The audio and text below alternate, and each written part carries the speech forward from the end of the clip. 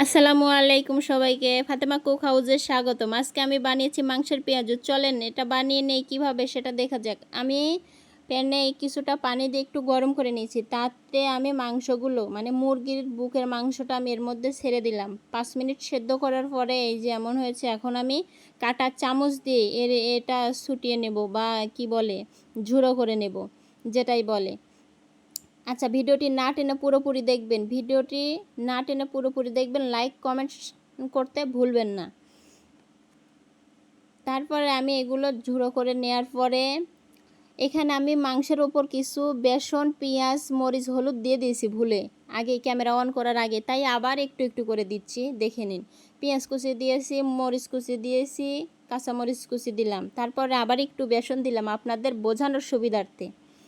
তারপরে এখানে কর্নফ্লাওয়ার দিলাম, জিরার গুঁড়া দিলাম, ধনিয়া গুঁড়া দিলাম, তারপরে হলুদ গুঁড়ো। তারপরে এখানে আমি বিট নুন ব্যবহার করেছি, অন্য নুন ব্যবহার করিনি। বিট নুন দিয়ে পুরোটা আমি রান্না করেছি, বিট নুন দিয়েছি। তারপরে এখানে দিয়ে দেবো আমি কাবাবের মশলা। আপনাদের যদি কাবাবের মশলা না থাকে নাই, তাহলে আপনারা চাট মশলা দিয়ে কাজ সারতে পারবেন। তাহলে এখানে আমি দিয়ে দিলাম সয়া সস। সয়া সসটা দিয়ে আমি এটা ভালোভাবে ডলে মশরে মাখিয়ে নেব।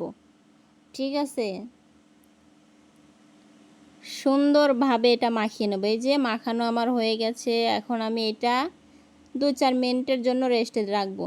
এভাবে একটু চেপে চেপে গোল করে রেখে দেব কিছুক্ষণ। ঠিক আছে, তারপরে চলে যাব চুলায়। চুলায় এসে প্যানে একটু তেল দিয়ে দেব, একটু বলতে ভালোই।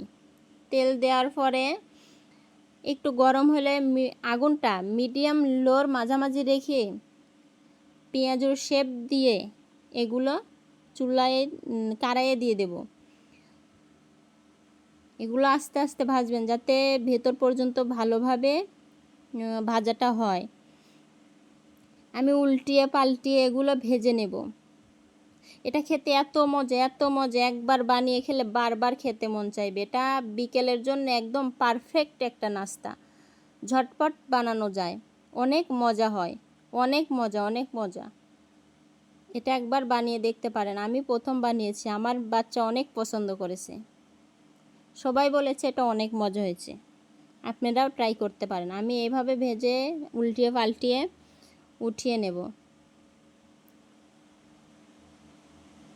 ভিডিওটি না টেনে পুরোপুরি দেখবেন।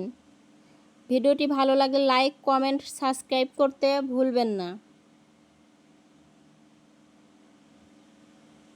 আপনারা কেউ ফলো করেন, কমেন্ট করেন না, লাইক দেন না। আমি এইভাবে সবগুলো ভেজে নেব। আমি এইগুলো এভাবে সবগুলো ভেজে নেব। ভিডিওটি দেখার জন্য ধন্যবাদ। আজকের মতো এই পর্যন্তই। Tata, bye bye.